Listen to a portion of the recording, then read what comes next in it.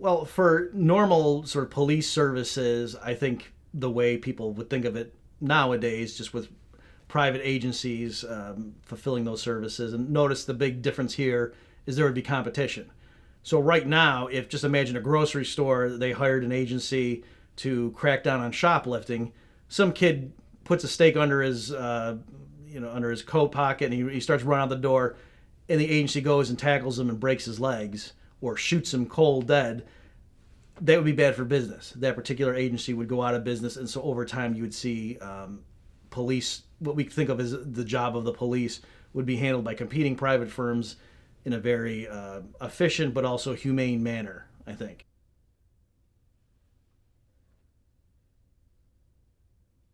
Even in a society that doesn't have conventional government courts or police, there would still be a need for judicial opinions, right? And that's the terminology we use right now, that the judge renders an opinion.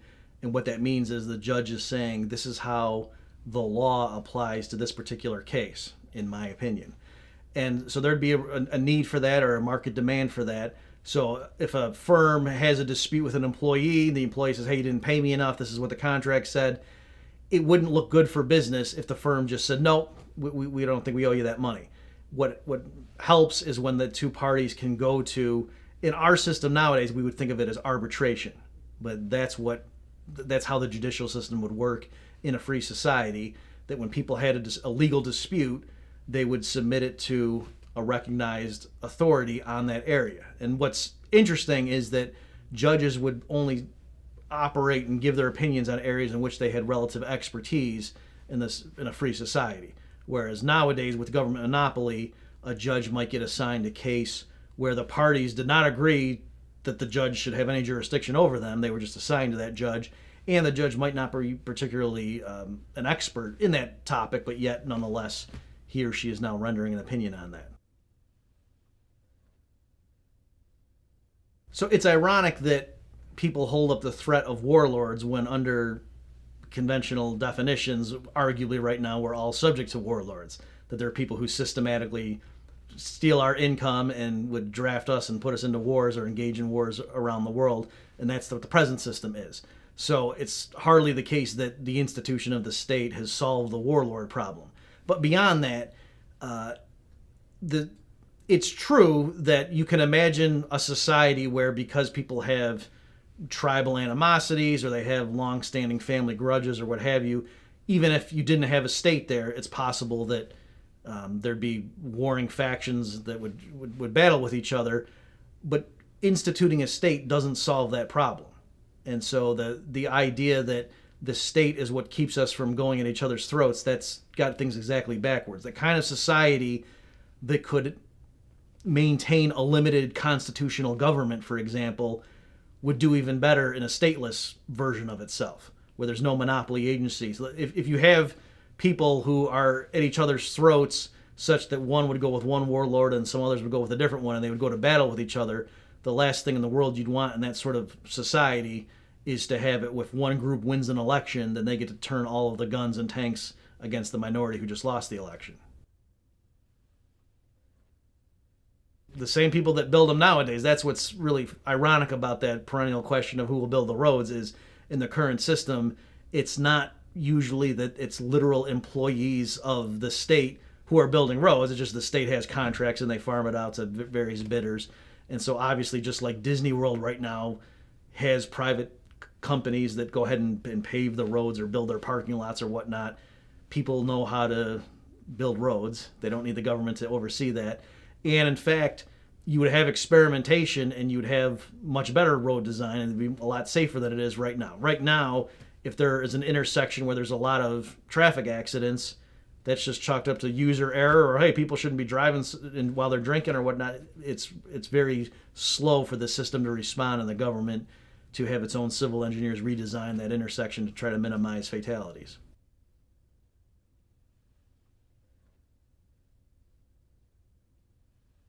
When we think about the private provision of military defense, it's important to always use an apples to apples comparison. So it's true that a relatively small city, no matter what they did, wouldn't be able to repel Nazi Germany, for example. But by the same token, neither did France. and France used a conventional state military to defend itself, and it lost. So the claim from the anarchist camp is always that for a given group of people, other things equal, they will be able to better defend themselves if their defense is left to voluntary market provision than if the government monopolizes and tries to take over that enterprise. So as far as a city of 25,000 people defending themselves, we don't know exactly what they would do, but the point is any money they spent on missile defense or other types of defense would be better spent, because we can see governments notoriously spend way too much on military procurement. The amount they spend for a given missile or bullets or whatnot is more than the private sector analog would be. So for a given amount of expenditure, a smaller society of truly free people would get more bang for their buck, as it were.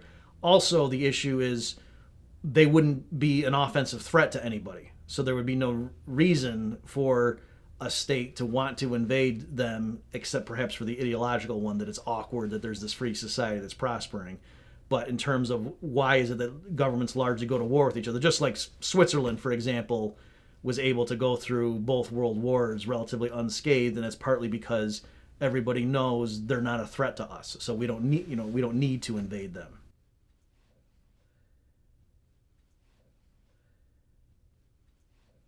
I think even fans of the free market don't fully recognize just how much government regulations have limited the supply of medical services.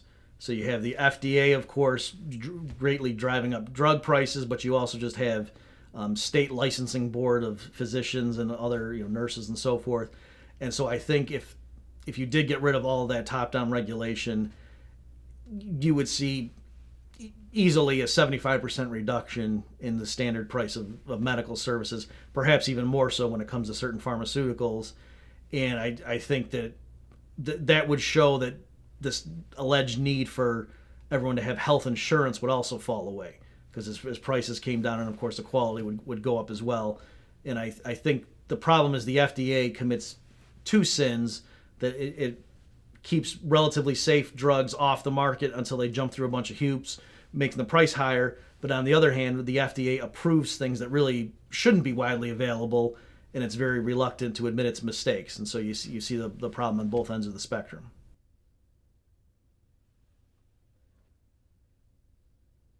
Even on the terms of the interventionists who think that there's an existential threat facing humanity, and that's why we need things like the Paris Climate Agreement, even on its own terms, if all the governments of the world lived up to their pledges under Paris, that wouldn't come close to limiting warming to the 2 degrees Celsius, let alone the 1.5 degrees Celsius target. So by their own logic, they're showing the political solution has utterly failed. And that's not surprising, because what the political solution entails is each country's government stifling its own economic growth to shower benefits largely on the rest of humanity, and in particular humans who haven't even been born yet in other countries. And so obviously, given the myopia of especially democratic governments and politicians, to expect them to harm their own short-term interests for the benefit of foreigners who haven't been born yet, that's clearly not going to work. And so I think to the extent that there is a climate change problem, and I don't think it's nearly the threat that a lot of the alarmists say it is, but even if it were, their own solutions aren't going to work, and it would be a technological one that would ultimately prevail.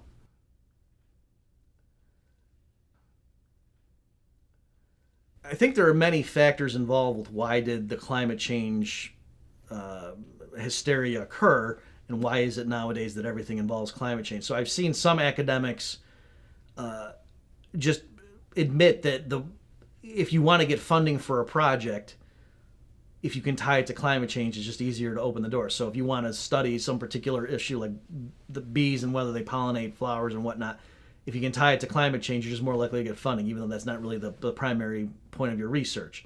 So there's I think that sort of factor involved, that once the ball gets rolling.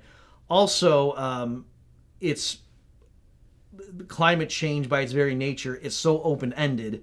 It's like the left's version of the right's war on terror. And so once you see that, and this isn't putting words in their mouth, that I think Naomi Klein had a piece in which she admitted that she didn't used to really follow the climate change debate all too much.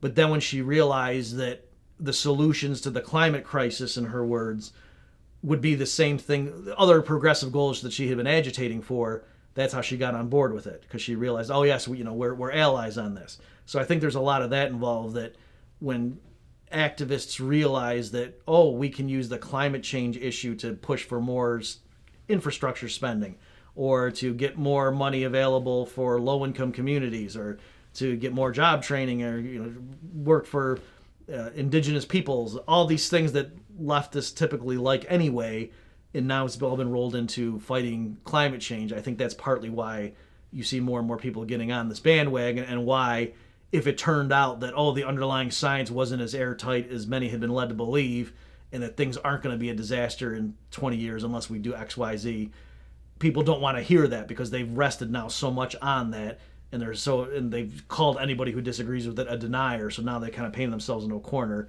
They can't really back down from that.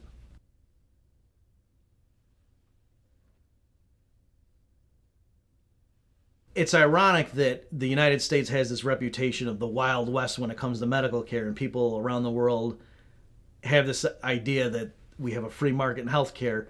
Just to give an example of why that's wrong, at least the latest statistics I've seen, that the U.S. government at all levels spends about the same fraction of GDP on healthcare as the Canadian government at all levels.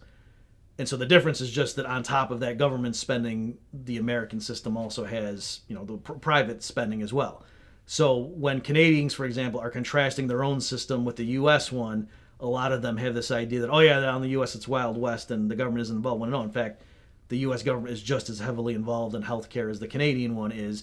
It's just the U.S. has that extra spending on the side. So there's lots of different reasons for why the U.S. system isn't performing as well as it should. But clearly, we do not have a free market in healthcare. Without a state, I think people in a society that was similar to a current Western society, they would have private gun ownership, security systems, neighborhood watches, more systematic companies providing services. But I think what people don't realize is all the ways that the conventional state right now drives crime, through the awful government educational system, minimum wage laws, the war on drugs, all these things that make the root causes of crime, as it were, fester. And so I think that's the main explanation, is that there wouldn't be all these rampaging criminals that we have to defend ourselves against. I think a lot of that is caused by other state programs, but certainly private alternatives would exist. And again, there's nothing magical about using force or properly designed buildings to defend yourself or to fend off crime, and there's no reason to think a government monopoly is going to make that better. The primary reason that you wouldn't have to worry about a security firm or a defense agency expanding and turning into another state is this issue of legitimacy. And so, yes, it's true that through economies of scale, perhaps one or more firms might capture a lot of market share, and maybe they own a bunch of the missiles and tanks. And if all of a sudden they just turned their guns on their customers and said, okay, you know what, now you owe us money year after year, whether you sign the contract or not, and they instituted what is like taxation, everybody would know they were being robbed. Whereas nowadays, even though libertarians have the catchphrase, taxation is theft, most Americans, for example, don't actually think that. They think, oh no, taxes are this special kind of involuntary extraction of my money against my will. And so that's the primary difference. In an anarcho-capitalist society, we can't guarantee that no strong man would never be able to take power, but everybody would recognize it for what it was. And so you would not have the modern state, which rests largely on the implicit legitimacy that people grant it. I think it's possible, especially in the early stages of a stateless society, that there would be buildings that to us would be prisons, but they would operate much differently from how current prisons operate. And so here, if people became outcasts, that they had committed various crimes and reputable members of the general community just didn't want them around, they would say, get off our land. And so then there would be a role for either because of philanthropic reasons or like charities, churches, or even just a profit-seeking business might establish a building where these outcasts could come and live, and they would pay room and board, and they could work, but they would just be contained there. And so that would be part of the deal of them coming into this institution, is they could be searched for weapons and then don't have privileges to leave, but it would be voluntary in that sense. And so the guards there would have to treat them humanely, because if they didn't, they would just go to a different such institution where they didn't have a reputation for sadistic guards and whatnot. So I think there would be areas, oases, if you were, for people who were outcast because of the crimes they had committed, and they would be able to go to these institutions where they could still work and contribute to society and pay off their legal debts, for example, and try to perform some restitution.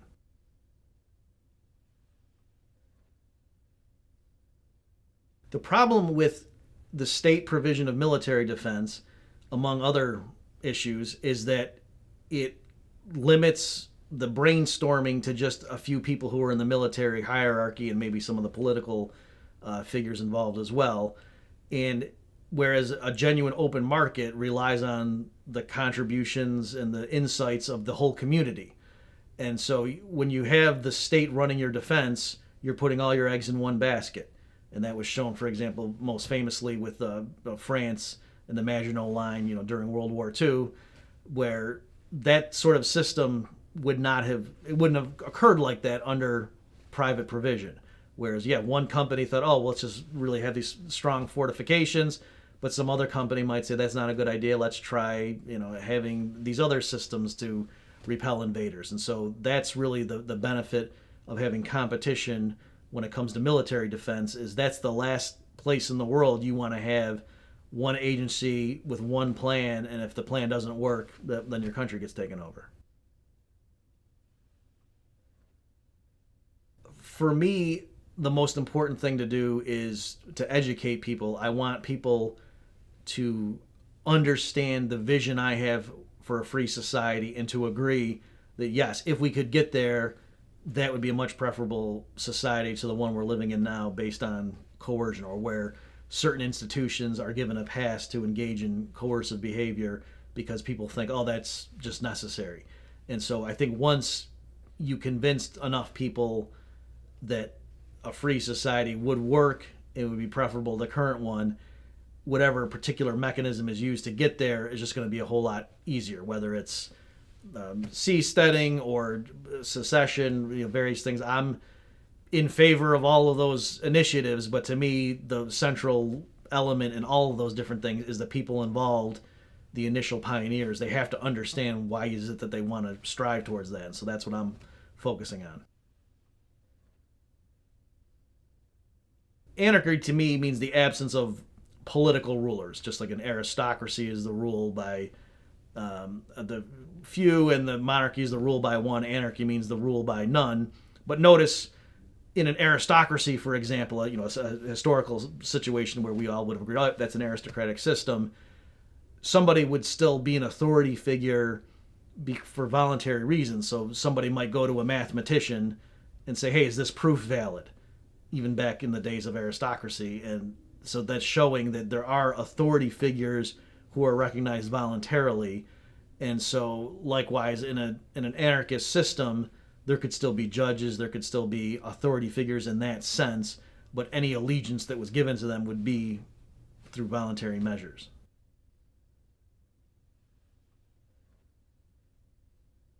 I think the idea that, oh, people just keep voting for someone who's better than the last clown that was in there, or that, we just got to wait for the Republican or Democrat systems to reform themselves and to offer us some new candidates, that clearly isn't working. People have been trying that for a really long time now.